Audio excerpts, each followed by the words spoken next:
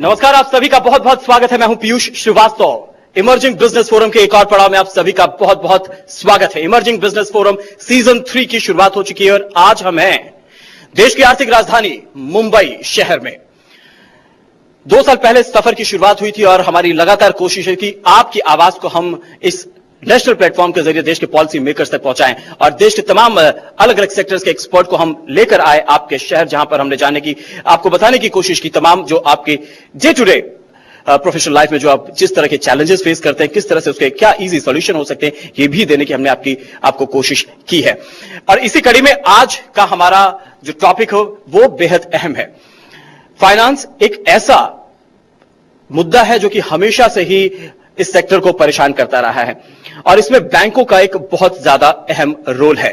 आखिर क्या रोल होना चाहिए देश के बैंकिंग सेक्टर का इस सेक्टर को समझने के लिए, और किस तरह के और आगे जो नए नियम है, नई बैंकिंग गाइडलाइंस जारी हो चुकी हैं, किस तरह से बैंकिंग सिस्टम को एसएमई सेक्टर के अनुकूल बनाया जा सके। कुछ इन्हीं मुद्दों पर आज हम विस्तार से चर्चा करेंगे। कुछ बेहद खास मेहमान आज हमारे साथ इस पूरी चर्चा में भाग लेने के लिए हमारे साथ यहां पर जुड़े हुए हैं। बहुत बहुत स्वागत है आप सभी का। ये तो है हमारे तमाम पैनलिस्ट स्टेज पर, आप सभी का बहुत बहुत स्वागत है। मिस्टर त्रिपाठी, सबसे पहला मेरा सवाल आपसे है। जब बात बैंक की होती है तो एक बना हुआ पूरा माइंडसेट है कि जब पैसे की जरूरत होती है, एक देश के जो एक छोटा सा एंटरप्रेन्योर है, एक स्टार्टअप अगर है, तो आज भी बैंक उसकी जरूरत को उस तरह से नहीं समझते हैं जैसा कि उन्हें समझना चाहिए। क्या इस बात से आप अग्री करते हैं? बैंकों के पास जब कोई भी लोन के लिए आते हैं, कोई भी अगर बैंक को अप्रोच किया जाता है, किसी भी बैंक को करे, तो उसका कुछ उसके पहले ड्यू डिलीजेंस, अपने पेपर्स कंप्लीट करना, अपने प्रोजेक्ट के बारे में जानकारी को बना के बैंक के आगे प्रेजेंट करना एक इम्पोर्टेंट इशू है।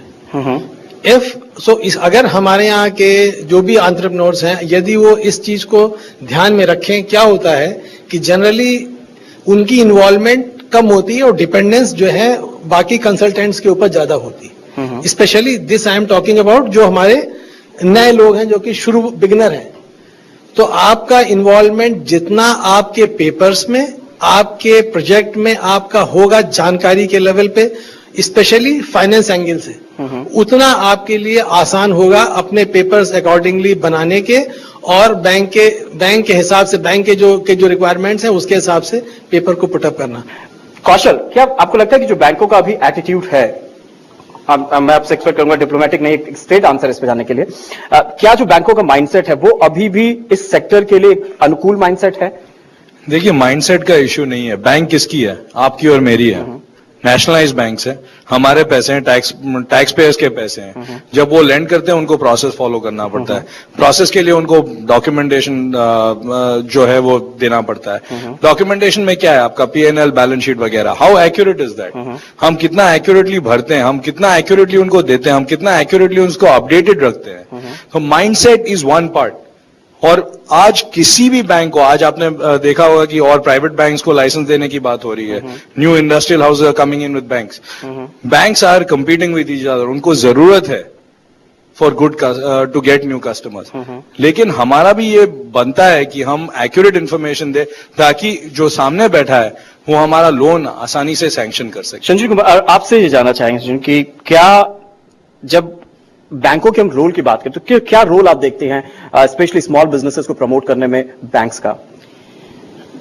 मेरा ख्याल है कि इस सवाल का जवाब इस पे डिपेंड करता है कि आपकी इस देश के फ्यूचर के बारे में क्या अवधारणा है। तो अगर हम अपने डेवलपमेंट पैटर्न को देखें, अपने डेमोग्राफिक पैटर्न को देखें, तो हमारे पास थोड़े से बहुत रिच लोग हैं जो बहुत बहुत ज्यादा रिच होते जा रहे हैं। We have the billionaire club that is growing and we have a lot of growth जो एक मिडिल से नीचे के रेंज पर हो रहा है, जिसको हम अपनी टर्मिनोलॉजी में इमर्जिंग इमर्जिंग मिडिल कहते हैं, और उसी स्पेस की हम बात कर रहे हैं जहां पे ये एसएमई एंटरप्राइजेस और नए इमर्जिंग जो बिजनेसेस हैं आते हैं।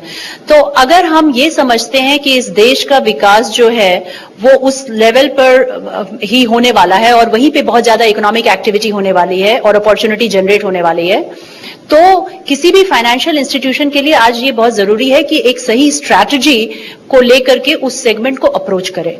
तो जहां तक सप्लाई साइड का सवाल है, और सप्लाई साइड से मेरा मतलब है बैंकों की ओर, तो जहां तक सप्लाई साइड का सवाल है वहां पे कंपटीशन जो है वो अभी और बढ़ेगा।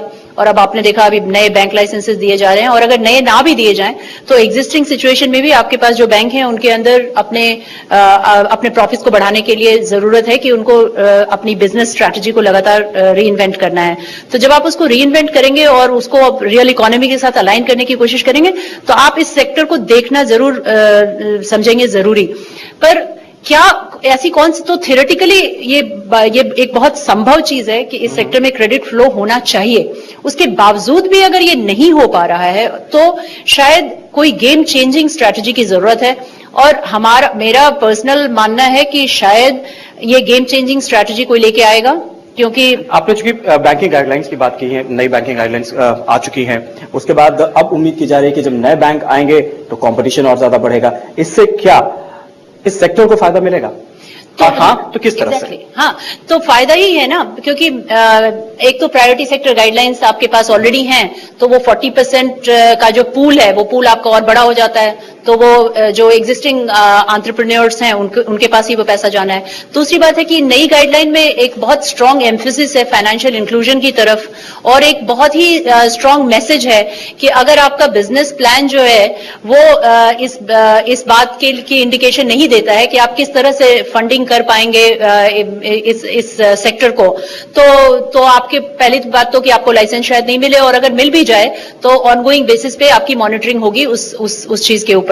तो ये प्रेशर तो बहुत ज्यादा है to find the right strategy to fund this sector. Now I think as the other panelist were saying, there is also the need to see what is the kind of improvement that is required, governance को लेके हो या documentation को लेके हो या accounts को लेके हो या रियल इकोनॉमी को लेके हो, जो ताकि सप्लाई और डिमांड के बीच का मिसमैच जो है वो खत्म हो सके। आज के दिन में तो वो मिसमैच है।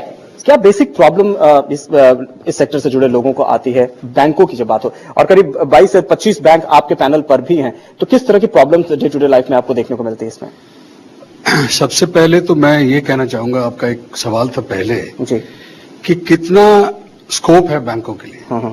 तो मैं केवल 2009 का जो 4th सेंसस ऑफ एमएसएमईज आया था, अगर उनकी फिगर्स देखें जो क्रेडिट के प्रति थी, उसमें था कि केवल 5% had been borrowed, raised from institutions, both by the registered and non-registered. 2% had been raised from non-institutions, and almost 92% had been raised from their own resources, which means there is a great demand. That demand has to be filled up. Then your question was what would be the new institutions who are walking in, they would be doing. There is an ample market. There is a huge demand which is there. And what prevents? क्या रोकता है? जैसे इन्होंने कहा कि उसको अपने बारे में जब खुद ही नहीं पता और वो एक चार्टर्ड अकाउंटेंट से फिगर्स बनवाता है और जाके एक प्रपोजल सबमिट कर देता है, शायद ये माइक्रो एंटरप्राइजेस के प्रति हो, जो मंजिले हैं, जो स्मॉल हैं, वो gradually there is a sea change coming from what was the past and what is the present. Now Indian businessman is very intelligent. वो जानता है, वो इवन एक छोटे से छोटे इंटरेस्ट रेट के ऊपर भी बैंक बदलने को तैयार हो जाता है. इशू है टाइमली क्रेडिट का. इशू है bringing in the confidence between the two sides.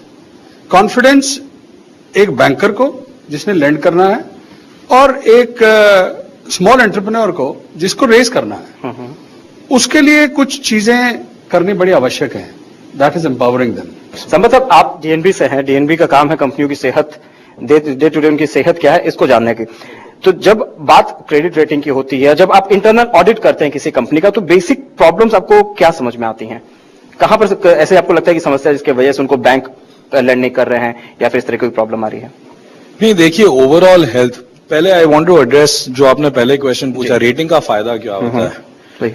जब कंपनी अपने आप को एग्जामिन करती है तो वो एक बायस से करती है, और वो बायस है कि आप you think you are very healthy, I think I'm a good student, I think I'm a good company, etc.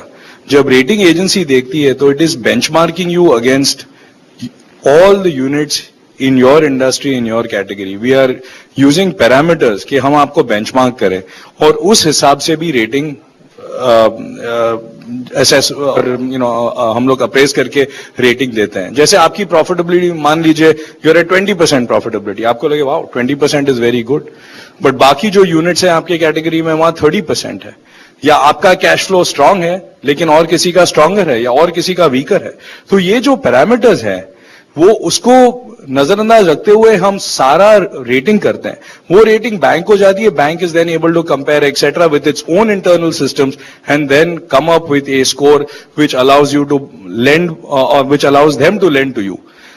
इसमें सबसे बड़ी चीज है कि आज हमारे देश में bad borrowers are being subsidised by good borrowers. यानी अगर आपका ट्रैक रिकॉर्ड बहुत क्लीन है, आप हमेशा अपने आप को सब ठीक से करते हो, लेकिन because there was no rating earlier, you got the same interest rate as someone down the street जिसका रेटिंग, जिसका परफॉर्मेंस अच्छा नहीं था, जिसका ट्रैक रिकॉर्ड अच्छा नहीं था. आज रेटिंग की वजह से प्राइसिंग जो एडवांटेज त्रिपाठी साहब कह रहे थे, वो pricing advantage is now beginning to be seen that basis the rating banks are lending on preferential terms, should be lending on preferential terms, and I am guaranteeing you कि आज नहीं तो कल they will be forced to lend on preferential terms as competition comes to companies that are rated well. Sanjay, आपसे ये जानना चाहेंगे कि क्योंकि अब नई गाइडलाइंस भी आ चुकी हैं और क्या अब आने वाले समय में किसी भी तरह से जो बात त्रिपाठी साहब ने कही और कौशल ने कही, क्या उनको एड्रेस किया जा रहा है उसमें कि रेटिंग एक अलग कराना पड़ रहा है, बैंक अपने इंटरनल जो तमाम उनका जो प्रोसेस है उसको अलग फॉलो करते हैं, क्या इनको कुछ मर्ज करने की या कुछ इसको और सोफिस्टिकेटेड बनाने की कुछ पहल की जाएगी? देखिए, प्राइसिंग एक अलग इश्यू है और क्रेडिट डिसीजन एक अलग इश्यू है. तो जहां तक बैंकों के क्रेडिट डिसीजन का सवाल है, तो ये जो रिक्वायरमेंट है रेगुलेटरी की बैंक अपना ड्यू डिलिजेंस खुद करेंगे अपने क्रेडिट पोर्टफोलियो के ऊपर, ये मुझे नहीं लगता कि कहीं जा रही है. तो ये रिक्वायरमेंट रहेगी. उसके अंदर इफिशियंसी की गुंजाइश है, तो आप उसके अंदर स्टैंडर्डाइजेशन कर सकते हैं, स्कोरिंग मॉडल लगा सकते हैं, आप टर्न अराउंड टाइम को कम कर सकते हैं, और ऐसी बहुत सारी चीजें दुनिया भर में की गई हैं एसएमई सेक्टर के अंदर. तो ये सब, और इंडिया में भी की जा रही हैं, तो ये सब पॉसिबिलिटीज हैं. तो जहां तक आपकी क्रेडिट डिसीजन मेकिंग का सवाल है, तो बैंकों के पास अभी मुझे नहीं लगता कि रेटिंग को लेकर के क्रेडिट डिसीजन मेकिंग ऑटोमेटिकली एक दूसरे के साथ बंधने वाली है. लेकिन जहां तक प्राइसिंग का सवाल है, तो मैं बिल्कुल अग्री करती हूं इस बात से कि प्राइसिंग डिसीजंस जो हैं वो रेटिंग को लेकर के, रेटिंग से कम से कम इतना फायदा जरूर है कि बैंकों की जो कस्टमर की जो उसकी जो क्रेडिबिलिटी है, उस क्रेडिबिलिटी के ऊपर जरूर कोई ना कोई असर पड़ता है. त्रिपाठी साहब, क्या ये बात सच है? अजय, आपके पास मैं इस पर आना चाहूंगा, क्योंकि आप बीएससी एसएमई को रिप्रेजेंट करते हैं, आपके पास इस पर आना चाहूंगा, लेकिन उसके पहले मेरा एक बहुत क्विक सवाल है त्रिपाठी साहब से. त्रिपाठी साहब, अगर किसी यूनिट की रेटिंग बहुत अच्छी है तो यकीनन उसको लोन देने से मना करने के पहले 10 बार जरूर सोचना पड़ता होगा बैंक को. बिल्कुल. देखिए, रेटिंग का तो अल्टीमेटली आपकी स्ट्रेंथ को ही को बताती है. अगर आपकी रेटिंग अच्छी है, सी ट्रिपल ए अगर कोई है या डबल है या जो है ट्रिपल बी है, सो अब ये सब इस तरह की रेटिंग लेके जो आएगा उसके ऊपर क्वेश्चंस तो उठेंगे नहीं ना. अजय ठाकुर साहब, क्या आपको लगता है कि जब बात किसी यूनिट की क्रेडिबिलिटी की हो, तो खासतौर से अगर किसी एक्सचेंज के प्लेटफॉर्म पर, खासतौर से जैसे बीएससी एसएमई को आप रिप्रेजेंट करते हैं, उससे कंपनियों को कुछ फायदा मिलता है? देखिए, सबसे पहली बात यह है कि जहां पे भी ज्यादा से ज्यादा सेमिनार होता है वहां हम डेट फंडिंग की ही बात करते हैं, इक्विटी फंडिंग की बात हम बहुत कम करते हैं. और अगर देखें तो 140 साल से बीएससी एग्जिस्टेंस में है. उस समय कोई भी ऐसी बैंक्स या कोई बड़े बड़े इंस्टीट्यूशन नहीं थे, लेकिन अनफॉर्चुनेटली हमारे यहाँ सिर्फ 4800 कंपनी लिस्टेड है, जबकि हमको मालूम है कि 3 करोड़ कंपनी है. तो हो सकता है बहुत सारे लोगों के दिमाग में ये होता होगा कि भाई ये बहुत टफ है, हो सकता है 200-500 करोड़ का टर्नओवर होगा, उसके बाद लिस्टिंग करेंगे। तो ये industrial association, small scale industrial association जब प्राइम मिनिस्टर से मिली तो उन्होंने बोला कि ठीक है, एसएमईज के लिए भी एक एक्सचेंज की स्थापना की जाए ताकि उनके लिए आसान लिस्टिंग हो सके।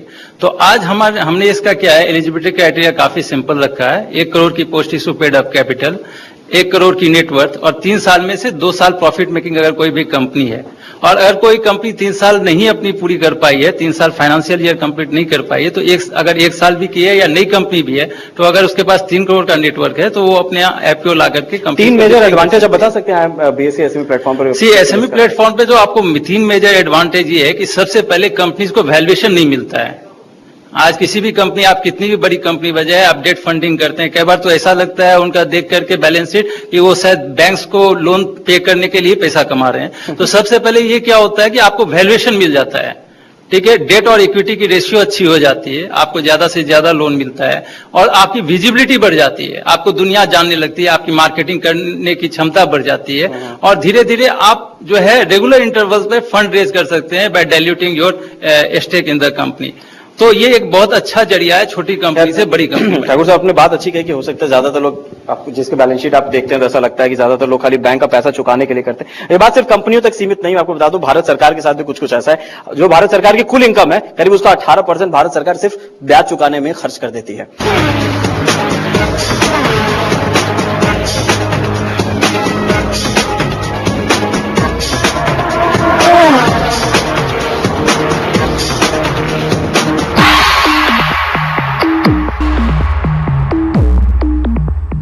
रघुनाथ साहब, ये हम आपसे जानना चाहेंगे कि जब लेट्स से मैंने बिजनेस की शुरुआत की या मेरा एग्जिस्टिंग बिजनेस है, 2 साल से मैं किसी बैंक के साथ काम कर रहा हूं, मैं बहुत ज्यादा सेटिस्फाइड नहीं हूं, तो ऐसे में सवाल यह खड़ा होता है कि आखिर बहुत ही पहला जो सवाल है कि बैंक चुनने के पहले किन बातों का ख्याल रखना चाहिए और किस बैंक को आखिर चुना जाए? हाँ, ये तो बहुत आवश्यक बात है कि सबसे पहले है कि which bank is prompter in giving me service. सबसे ज्यादा सर्विस है, क्योंकि आज स्मॉल इंडस्ट्री को सैंक्शन चाहिए, क्रेडिट चाहिए। आधा % इधर या आधा % उधर से उसको इतनी फर्क नहीं पड़ता है। पर अगर उसको 6 महीने उसको लटकाए रखा, he will not be interested. वो कहेगा मुझे भले आधा % ज्यादा पे पैसा मिले, मैं उस जगह पे चला जाऊंगा। तो सबसे पहले जरूरी चीज है वो देखता है कि सर्विस कैसी है उस बैंक की, उसके बाद देखता है कि वो टर्म्स क्या है उन बैंक की। तो the most important, the most crucial point is the service delivery, and that is what every entrepreneur looks at. तो इसको जांचा परखा जाए क्यों, कैसे? क्योंकि जब तक आप बैंक की सेवाएं लेंगे नहीं, आपको ये चीज पता होगा नहीं, तो आखिर इसको परखा कैसे जाए? देखिए, हमने आज तक 21 बैंकों के साथ MOU किया है जी। Public sector banks, private sector banks, nationalised and even some of the international banks. हम इस चीज को इंश्योर करने के लिए सिर्फ विगरसली परस्यू करते हैं एक स्मॉल इंडस्ट्री का प्रपोजल। हम एक स्मॉल इंडस्ट्री से कुछ लेते नहीं है, we do not charge anything, we only get the proposal, get it filled up as per the norms of the bank and submit it to the bank, and then we vigorously pursue it. पर उस persuasion में पता चल जाता है कि bank कितना उत्सुक है आपको क्रेडिट देने में, और अगर नहीं होता है then we take a quick decision and help the entrepreneur in changing a bank also, because what is the use of having 21 banks if the sanctions are not going to come? That is what every entrepreneur also sees. 2 और चीजें हैं जी। एक, product range क्या है bank की, आपका जो supply chain finance है आज सबसे मोस्ट इंपॉर्टेंट फैक्टर बन गया है in terms of supply chain finance products for banks. आप किसी बड़े कंपनी को आप उसके सप्लाई चेन में आप उसको प्रोडक्ट सप्लाई कर रहे हैं, they have tie-ups with lots of banks in order to make sure that you get your funding as and when you need it against that particular supply. These tie-ups are very important. आप इसको एक बार test करें कि आपके जो की customers हैं उनके बैंकर्स कौन है उन प्रोडक्ट्स के लिए। तो एक ये बहुत बड़ी चीज और बहुत बड़े अहमियत की चीज है। दूसरा, टेक्नोलॉजी की बैंक आज we are moving on to e platforms for trading, e platforms for transfers. Technology है या अडेप्ट और अडॉप्ट करने की कोशिश कर रही है बैंक, ताकि आपका काम सरल हो जाए, आपका काम इजी हो जाए। That's the second thing. और तीसरा, which I believe is again very important and where SBI is very strong, for example, network.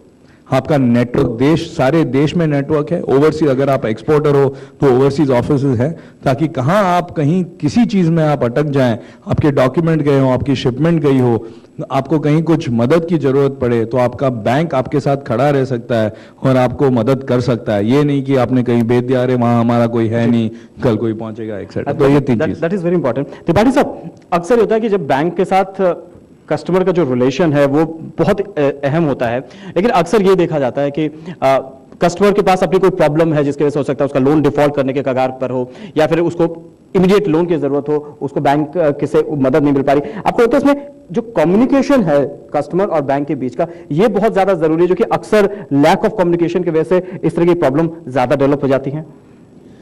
देखिए, लैक ऑफ कम्युनिकेशन का इशू तो हमेशा एक रहता है उसमें, बट देन बैंक के पास तो सिग्नल्स उसके अकाउंट की पोजीशन देख के आ जाते हैं. सो बैंकों को बट देन उसके पहले एक सवाल जो भी हमारे अभी समय बीच में एक टॉपिक आया था. टॉपिक यह था कि प्रोडक्ट रेंज क्या है, जो हमारे पास इलेक्ट्रॉनिक डीलर फाइनेंस के इश्यूज हैं.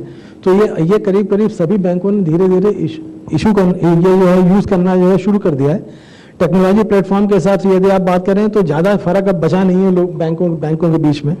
रघुनाथ जी, चलिए बैंक के लेवल पे जैसा त्रिपाठी साहब ने कहा कि हर बार ऐसा हो पाए ऐसा संभव नहीं है, लेकिन क्या NSIC या इस तरह की और जो गवर्नमेंट एजेंसीज है उनके लेवल पे ऐसा हो सकता है ताकि बैंक और कस्टमर के बीच का जो रिलेशन है वो इतना कम्युनिकेशन खासतौर से इतना स्ट्रांग हो ताकि इस तरह की प्रॉब्लम आए ही ना? कम्युनिकेशन तो डेफिनेटली हम करते हैं, पर उसके साथ साथ हम तो कई सारी अपनी स्कीमों के थ्रू उनकी मदद भी करते हैं. जैसे रॉ मटेरियल चाहिए, इन्होंने एक चीज कही कि प्रॉब्लम कहां आती है कि जहां वो अपने फंड्स को कहीं और यूज कर लेता है. तो NSIC अगर रॉ मटेरियल क्रेडिट प्रोवाइड करती है, raw material on credit, what we do is we do not give that money to the small entrepreneur, we give it directly to the supplier of the material. That is where we try and bring in the discipline. Then rating. Rating is a mechanism which clearly reflects, वो बहुत clear तरीके से उजागर कर देता है कि उसकी कमियां कहाँ हैं और उसकी स्ट्रेंथ्स कहाँ हैं. And then rating agencies also try and guide that person कि आप अपने स्ट्रेंथ्स को और बढ़ाइए और इन कमियों को इस तरीके से थोड़ा नीचे करिए, इसको कम करिए. जी, बेसिकली इशू इन्होंने ठीक कहा, इशू है फाइनेंशियल डिसिप्लिन का. That financial discipline has to be brought in, and the issue also comes where we have to take these gradually help these enterprises in taking them from one level to another level. इस पर थोड़ा सा और मैं specific होना चाहता हूं. कौशल, आपसे जानना चाहेंगे कि जब आप कंपनी के जब आप सेहत देखते हैं तो जो हमारे दोनों पैनलिस्ट ने कहा कि फाइनेंशियल डिसिप्लिन बहुत जरूरी, कहां पर आकर गड़बड़ होती है, जो सबसे कॉमन प्रॉब्लम आपने देखी हो? 2 वर्ड्स हैं सिर्फ उसके लिए, कैश फ्लो. आप अगर किसी भी कंपनी, किसी भी सरकार, किसी भी स्कैम, किसी में भी अगर आपको डीप घुसना हो तो आप उसको बस एक चीज देखो, follow the money trail. Cash flow कहाँ है? जब आप कैश फ्लो एनालाइज करोगे सारा प्रॉब्लम सॉल्व हो जाता है. मुझे किसी एक बुजुर्ग आदमी ने सिखाया था, एंटरप्रेन्योर थे, और उन्होंने सिखाया था, उन्होंने गुजराती में मुझे कहा था, मैं आपको हिंदी में कहता हूं या इंग्लिश में कहता हूं, sales is vanity, profit is sanity, but cash is reality. तो ये जो सेइंग है, सेल्स टॉप लाइन जो आप सेल दिखाते हो, आप अपने आप को दिखाते हो, अपने घर में किसी को दिखाते हो, बैंक को दिखाओ, that is vanity. Profit is sanity. हाँ भाई, प्रॉफिट है कि नहीं या लॉस बना रहा है वो भी ठीक है, लेकिन आप प्रोविजन एडजस्ट करके आगे पीछे करके आप प्रॉफिट भी दिखा दोगे बैंक के लिए, चार्टर अकाउंट के साथ बैठ के आप कर लोगे. हाँ, घर पे आप सबको बताओगे, बिरादरी में बताओगे, भाई ठीक है मैं प्रॉफिटेबल कंपनी हूं, लेकिन कैश आप कहां से लाओगे? Cash is reality. और आप अगर ये मनी ट्रेल फॉलो करते हो, जो एंटरप्रेन्योर्स बहुत बहुत अच्छी तरह से करते हैं, वाकई अच्छी तरह से करते हैं। अगर जो डिसिप्लिन एंटरप्रेन्योर्स हैं, अगर आप कैश फॉलो करोगे, you can get to the health of a business. वो आपकी नस है, वो आपकी नड़ी है, आप उसको बस आप परख लो, आपको पेशेंट की हेल्थ वहीं पता चल जाती है। अजय ठाकुर साहब, आपने तमाम कंपनियों की, आपने जैसे मुझे बताया कि करीब 200 से ज्यादा कंपनियों की बैलेंस शीट पिछले कुछ महीनों में आपके नजर से गुजरी। बेसिक प्रॉब्लम कहां पे आपको समझ में आई, और जिसको एंटरप्रेन्योर को जरूर उसका ख्याल रखना चाहिए? अभी फाइनेंशियल इनडिसिप्लिन की बात चल रही है, सब कुछ हो रही है, लेकिन ऐसा देखा जा रहा था कि जो हमने जब बहुत सारी कंपनी लोगों से बात किया कि रीजन क्या है और आपका क्या है, तो ऐसा लग रहा है कि जो कंपनी स्टार्ट करते हैं वो टेक्नोक्रेट्स होते हैं, उनको इतनी फाइनेंशियल डिसिप्लिन और ये सब सारी चीज़ें मालूम नहीं होती है। सबसे बड़ी ज़रूरत उनको होती है एक ऐसे अच्छे कंसल्टेंट की, और जहाँ पे मेरे ख्याल से बैंक्स भी कुछ कंसल्टेंट अपॉइंट करें, या कुछ बहुत सारे कंसल्टेंट है भी जो प्रोएक्टिवली उनको बता सके कि आपका कैश फ्लो कैसे रहना चाहिए, आप किधर फंड यूटिलाइजेशन करो, किस तरह से करो, कहाँ पे जाओ, किस तरह से करो। कई बार वो क्या होता है कि एक दो बार सक्सेसफुल हो जाते हैं और कई बार उनमें ओवर कॉन्फिडेंस आ जाता है, जिसके चलते भी वो ओवर एक्सपेंशन में चले जाते हैं और इरेगुलरिटी हो जाती है, फिनेंशियल इनडिसिप्लिन हो जाती है। तो ये हैंड होल्डिंग की एक बहुत बड़ी ज़रूरत है, जहां बैंक्स या इंस्टीट्यूशंस या नॉन बैंकिंग फाइनेंशियल कॉर्पोरेशन या चार्टर अकाउंटेंट्स, कंपनी सेक्रेटरी जो है, उनको प्रॉपरली गाइड करे, तो मेरे ख्याल से ये प्रॉब्लम तो तमाम बड़ी कंपनियों के साथ कहीं ज्यादा देखने को मिलती है, जो कि अंधाधुन एक्सटेंशन पे चलेगा और उसके बाद नतीजा। हाँ, मतलब फाइनेंशियल इनडिसिप्लिन किसी में हो सकता है अगर वो प्रॉपरली जो है अपने कैश मैनेज नहीं करे और प्रॉपरली। आखिरी सवाल और लेना चाहूंगा, उसके बाद हम फ्लोर को ओपन करना चाहेंगे क्वेश्चन आंसर सेशन के लिए। तिवारी साहब, कैश फ्लो की बात लगातार हो रही है, हम चाहेंगे क्विकली आप हमारे ऑडियंस को बताएं कि कैश फ्लो को मेंटेन करने का सबसे बेहतर तरीका क्या हो सकता है, ताकि गड़बड़ी ना हो कहीं बाद में। देखिए, कैश स्पेशली जो हमारे छोटे लेवल के लोग हैं जो कि अभी शुरुआत कर रहे हैं, प्राइमरीली उसमें अपना, जो मैंने पहली बात कही कि आपको खुद अपने को डेली मॉनिटर करने की जरूरत है। बैंकों ने, सारे बैंकों में जिनके पास में भी आपके जहां से भी आप बैंकिंग करते हैं, इंटरनेट बैंकिंग वहां पे अवेलेबल है। इंटरनेट बैंकिंग में आप अपने शाम को घर में रात में बैठ के इत्मीनान से हर चीज को देख सकते हैं। आपके कौन कौन से बिल्स पेंडिंग थे, कौन कौन से आने वाले थे, क्या डिले हुआ, sitting at your home, because internet banking is one such asset which gives you complete freedom. अपने घर में बैठ जाइए, रात में 8 बजे, 11 बजे, 12 बजे, जो भी है, जब भी टाइम मिले, एंड देन उसको आप मॉनिटर कर लिए कहाँ के आपके पेमेंट्स बचे हुए हैं, जो आने वाले हैं, क्योंकि वही आपके जो अल्टीमेटली जो आपके रिसीट्स हैं वही आपके काम की चीज़ें हैं, जो कि लगातार बात यहाँ पे हो रही है कैश फ्लोज की। तो वो यदि आप करते रहें, मेरे हिसाब से वो सबसे इंपॉर्टेंट है आज के समय में, क्योंकि आपके पास टाइम रहता नहीं, दिन भर आप बिजी रहते हैं। जब कभी आपको थोड़ा सा भी टाइम मिले तो आप उसको कभी भी, अगर आप एयरपोर्ट में भी बैठे हुए हैं वहां पे भी आप उसको जो है देख सकते हैं। सो इंटरनेट के माध्यम से उसको आप बड़ा आसानी से जो कर सकते हैं। वो मेरा ख्याल से मेरा एक सजेशन है इम्पोर्टेंट। मैं एक और इसी पॉइंट पे एक ऐड थोड़ा करना चाहूंगा कि जो कंसंट्रेशन रिस्क होती है किसी की एंटरप्रेन्योर्स, लघु उद्योग स्पेशली, कि आप किसी बड़े कंपनी को आप सप्लाई कर रहे हो, आप इंटरमीडिएट गुड सप्लाई कर रहे हो, अगर आपका कंसंट्रेशन रिस्क है, यानी 50% आपका सारा टर्नओवर उन्हीं को जा रहा है, 25-30% जा रहा है, आप उसको कितनी अच्छी तरह से मॉनिटर कर रहे हो, वो आपको कर रहे हैं कि मेरा सप्लायर कितना अच्छा है, उसका ISO है, उसका ये है, उसका वो है, फलाना ठिकाना, लेकिन आप उनको मॉनिटर कर रहे हो कि नहीं, उनकी हेल्थ आप देख रहे हो कि नहीं, उनकी सेहत आप परख रहे हो कि नहीं, क्योंकि कभी वो फंस जाएंगे तो वो तो फंसे, साथ में आप भी उनके साथ, अगर आपके 51 तो आप भी जाओगे साथ में, खासतौर से आज के माहौल में। तो ये बहुत बहुत बहुत अहमियत की चीज है और बहुत इजी है करना। महंगी, लोग कहते हैं रेटिंग्स के लिए बहुत महंगा, it's not expensive any more.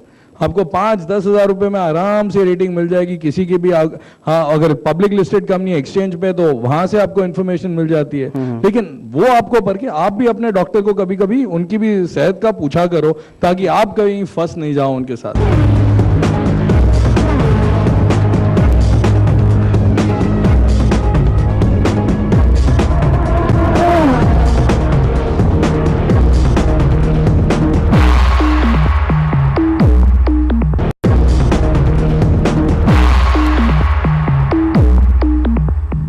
Ravinath जी, आपसे हम ये भी जानना चाहेंगे उसमें कुछ ऐसे क्विक आपसे हम पॉइंट जानना चाहेंगे जो कि NSIC की कुछ ऐसी पॉलिसीज हैं जिससे कि एंटरप्रेन्योर्स को बैंकिंग सेक्टर को मदद मिले।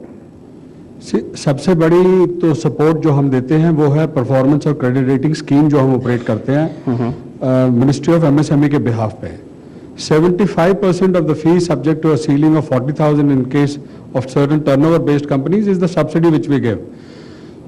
और जो एंटरप्रेन्योर के ऊपर कॉस्ट आती है वो तकरीबन 10-12 हजार, इससे ज्यादा नहीं आती है। और अगर वो देखे कि उसको फायदा जो बैंकों से हुआ वो कहीं इस 10-12 हजार से कहीं ज्यादा होता है, तो इसलिए वो रेटिंग का कल्चर जैसे जैसे बढ़ेगा, हमारे जो माइक्रो स्मॉल इंटरप्राइजेज हैं उनका और फायदा होगा उसमें। और आने वाले समय में जहां पे पब्लिक प्रोक्योरमेंट की बात आएगी, जहां पे ये रिटेल में लोग आ रहे हैं, जैसे वॉलमार्ट है, केयरफॉर है, ऐसे और जो सप्लायर्स आ रहे हैं, वो सब यही चाहेंगे कि रेटेड यूनिट्स अगर हों तो उनके ऊपर भरोसा उनका ज्यादा होगा जी। तो ये तो आम के आम गुठलियों के दाम वाली बात है कि आपने रेटिंग करवाई, सब्सिडी सरकार से ली और फायदा बैंकों से लिया। उसको मेरे हिसाब से जितने ज्यादा से ज्यादा लोग उसका फायदा लेंगे, और अगर देखा जाए जब बैंक्स खुद उस चीज को मान रहे हैं, एमओयूज कर रहे हैं रेटिंग एजेंसीज के साथ, तो कहीं ना कहीं कुछ तो उसका फायदा तो है ही। चलिए एक आखिरी सवाल, उसके बाद हम फ्लोर को ओपन करें क्वेश्चन आंसर सेशन के लिए। अगर हम ओवरऑल पॉलिसी फ्रेमवर्क की बात करें, जिसको कि आपने लगातार आज जब आप आरबीआई में थे तब भी और अब पीडब्ल्यूसी में और क्लोजली आप इसको फॉलो करें, आपको लगता है कि इस पर्टिकुलर सेक्टर के लिए किसी भी तरह की पॉलिसी चेंज की रिक्वायरमेंट फिलहाल है जो कि आप सजेशन देना चाहें? नहीं, मेरे ख्याल में बहुत कुछ है जो और मैं और भी सुन रही हूँ यहाँ बैठकर कि बहुत सारी सुविधाएं हैं, बहुत सारी स्कीम्स हैं अवेलेबल, और बहुत सारी इंफॉर्मेशन अब अवेलेबल है। आई थिंक एक फंडामेंटल फर्क है पहले और अब में कि एक बहुत ज़्यादा इंफॉर्मेशन है जो आपके मोबाइल फ़ोन पे अवेलेबल है, जो आपके इंटरनेट पे अवेलेबल है, और बहुत सारे सेल्फ हेल्प ग्रुप्स हैं जो आपस में एक दूसरे को सपोर्ट करते हैं, प्रोफेशनल इंस्टीट्यूशंस हैं, बहुत सारे कंसल्टेंट्स हैं। सो शायद ओवरकिल है थोड़ा सा सपोर्ट का, but how do you get the right support and push yourself to a point after which you become you begin to support yourself. One of the important things जो मेरे ख्याल में बहुत कुछ हमने कहा जो बोरोअर के एंड पे जिन चीजों की जरूरत है, थोड़ा सा लेंडर के एंड पे जो रिस्पॉन्सिबिलिटी की जरूरत है कि धीरे धीरे कलेटरल से हट के और प्रोजेक्ट को जो हम फाइनेंस करते हैं और जो प्रोजेक्ट की जो वायबिलिटी है उसको आप कितने ध्यान से देखते हैं और आप कितना सपोर्ट आप प्रोवाइड कर सकते हैं बोरोअर को उस प्रोजेक्ट को प्रॉपर तरीके से डेवलप करने में, वो भी एक इंपॉर्टेंट चीज है। क्योंकि वो और उसको फिर उसके बाद आप किस तरह से नर्चर करते हैं और किस तरह आप अर्ली वार्निंग सिग्नल्स को पकड़ पाते हैं। सो ये सब चीजें सब प्रैक्टिकल चीजें हैं। मुझे नहीं लगता कि पॉलिसी फ्रेमवर्क में हमने शायद बहुत कुछ डाला हुआ है, पूरा का पूरा प्रायोरिटी सेक्टर रेगुलेशन लिखा हुआ है, मिनिस्ट्री बनाई हुई है। सो मेरे ख्याल में पॉलिसी की उतनी खास जरूरत अब नहीं है जी। चलिए इसी के साथ अब फ्लोर का हम ओपन कर रहे हैं क्वेश्चन आंसर सेशन के लिए। आपके जो भी सवाल हमें किसी भी पैनलिस्ट से आप कर सकते हैं। Hi, my name is NJ Barua. I'm basically a business and a financial solution provider. Today, the rating as we see it is a scorecard, basically. Now, who gives the solution to that scorecard?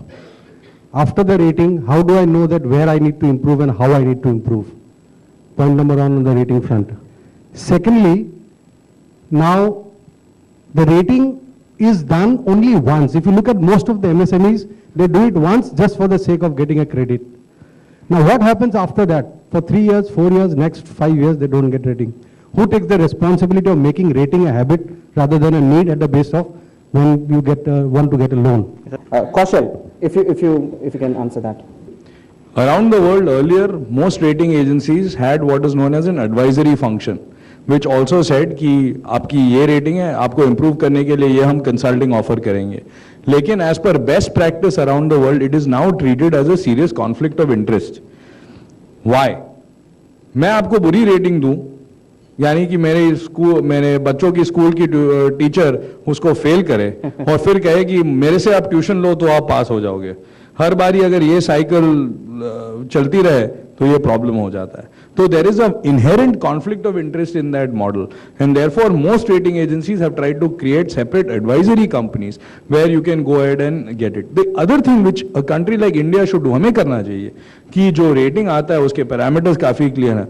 अगर आपके जैसे wealth planners, financial planners, advisers हो, ऐसे independent small business के लिए अगर consulting companies हो जिसके साथ हम उनको के साथ बैठ के उन्हें बेसिक क्राइटेरिया समझा दें, फिक्स कर लें, उसके बाद they can advice, we can recommend कि आप इनके पास जाओ, no conflict of interest, no referral fee, nothing, it can become much easier then.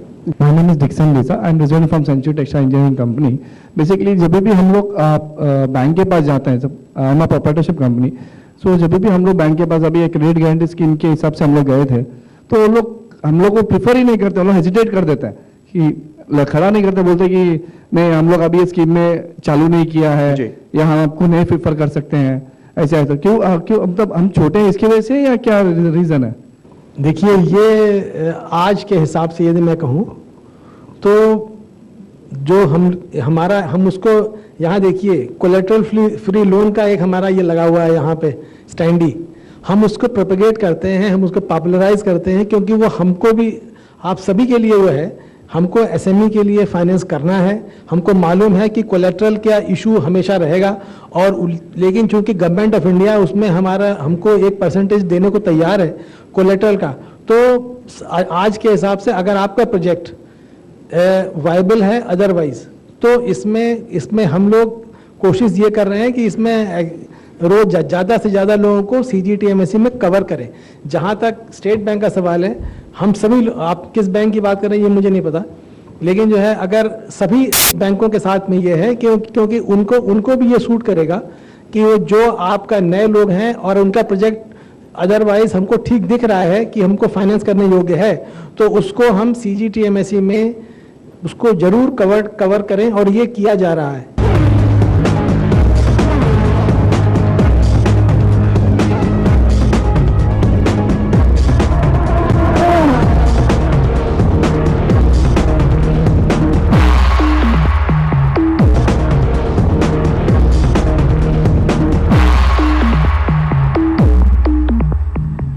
I am Parag Dave from Dave technical services, और हम प्लास्टिक मशीनरी मैन्युफैक्चरर्स और कंसल्टेंट्स हैं। मेरा एक्सपीरियंस ये रहा है कि we have been helping the entrepreneurs grow in a small way, we are giving them workable small projects 2 lakhs, 5 lakhs, 10 lakhs, but when the people come to me and they want to start something जो नया है, जो कोई job कर रहा है या कोई दुकान लेके बैठा है, and he want to get into a small industry, we give them pro forma, but our experience is that out of 10 even maybe 1 or 2 return back, because उनको बैंक से लोन नहीं मिल पाता है। अब इन लोगों का तो कोई क्रेडिट रेटिंग है नहीं, उनको खुद के बलबूते पे कुछ नया काम चालू करना है, तो ऐसे लोगों के लिए आपका जो क्राइटेरिया है to give them loans which are very low level, it's workable project, also is profitable, break even 1 साल में होता है, तो हाउ डू रेट देम? देखिए, ये जनरल बात है, लेकिन ये बैंकों के पास में आप देखिए फंड्स की कमी नहीं है, अनडिप्लॉयड फंड्स पड़े रहते हैं, तो ऐसा नहीं है कि बैंक देने को तैयार नहीं है या उनको देना नहीं।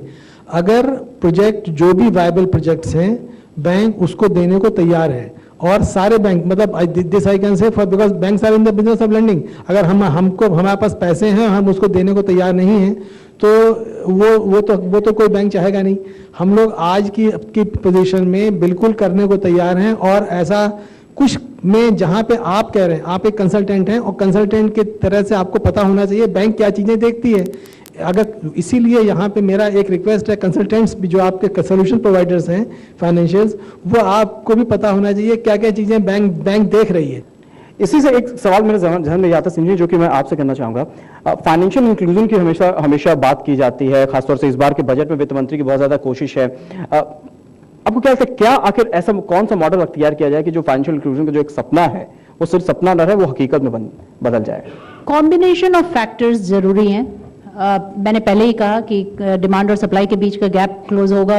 एक तो ट्रस्ट का इश्यू है, गवर्नेंस का इश्यू है, प्रॉपर डॉक्यूमेंटेशन का इश्यू है, ये डिलीवरी का भी इश्यू है। जो अभी हम सुन रहे हैं कि स्कीम्स बनती हैं, अच्छी स्कीम्स होती हैं, पर वो लोअर मोस्ट लेवल पे, ऑपरेशनल लेवल पे अवेलेबल नहीं होती हैं, उनके बारे में इनफ कॉन्फिडेंस नहीं होता है। पर मुझे सबसे ज़्यादा लगती है ये बात कि ये जो हमारा पुराना क्रेडिट कल्चर है कोलैटरल बेस्ड लेंडिंग का, कहीं ना कहीं वो दिमाग में इतना ज़्यादा है हमारे कि प्रोजेक्ट बेस्ड लेंडिंग या कैश फ्लो बेस्ड लेंडिंग या किसी भी और तरीके से अप्रेजल या इंडिविजुअल के ऊपर एक बेट लेना, जिसको हम कहते हैं ना एंटरप्रेन्योरियल फंडिंग, वेंचर कैपिटलिस्ट जिस तरह का एटीट्यूड रखते हैं, आजकल नए टर्म में सिलिकॉन वैली माइंडसेट कहते हैं। हाँ, हाँ, जो वेंचर कैपिटल के लिए जिस तरह के माइंडसेट की जरूरत है वो हमारे यहाँ थोड़ी कम है और उसकी बहुत जरूरत है। और मुझे इस बात का वहां पे मुझे लगता है पॉलिसी इंटरवेंशन की जरूरत है। और एक बात इन्होंने कही जो बहुत जरूरी है कि इक्विटी बेस बढ़ाना पड़ेगा और पॉलिसी इंटरवेंशन वेंचर कैपिटल के लिए जरूरी है। Myself Nikesh Sheth, I'm a chartered accountant. Sir majorly issue जो आता है कई बार स्ट्रिंजेंट रेशियोज की वजह से बिजनेस के प्रपोजल्स रिजेक्ट हो जाते हैं। सर कई बार मुश्किल ये हो जाती है कि क्लाइंट्स कई बार बोलते हैं कि ratio should determine the business और business should determine the business. Banker तो कहेंगे ही, लेकिन मैं आपको कहता हूँ ratios are not developed in isolation. Ratios are benchmark ratios.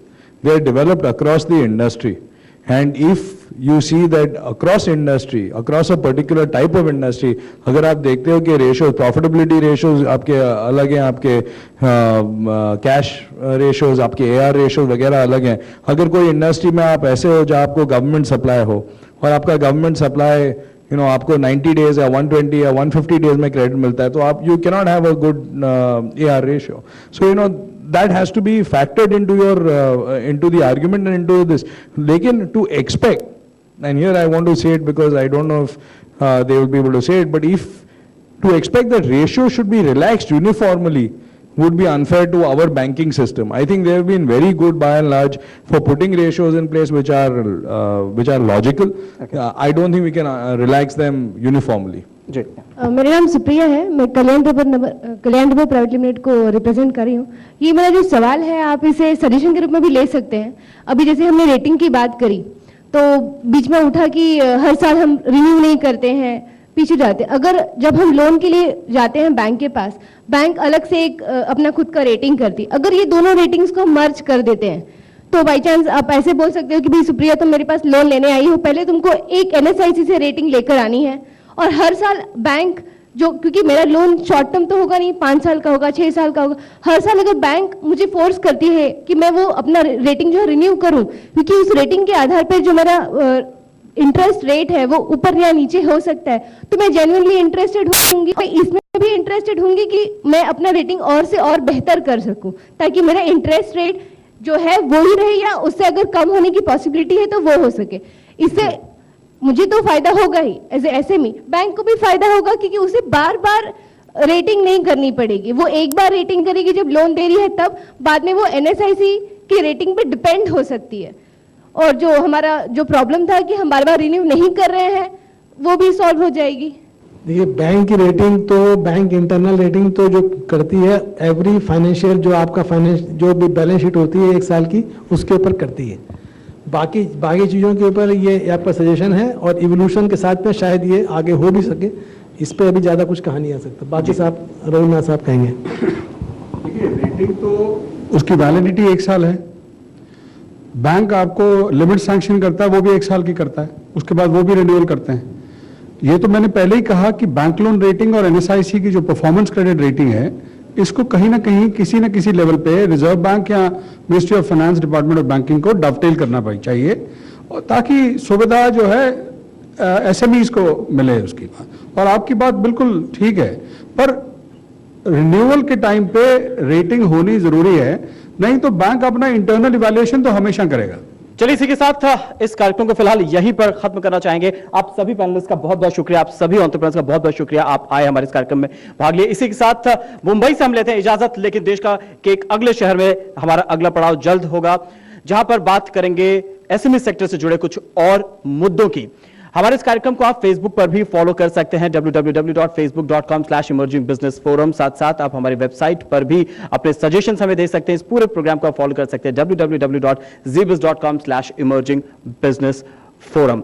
आपके जो भी सुझाव है वो हम कार्यक्रम में जरूर शामिल करेंगे, लेकिन फिलहाल आज के लिए इतना ही। नमस्कार।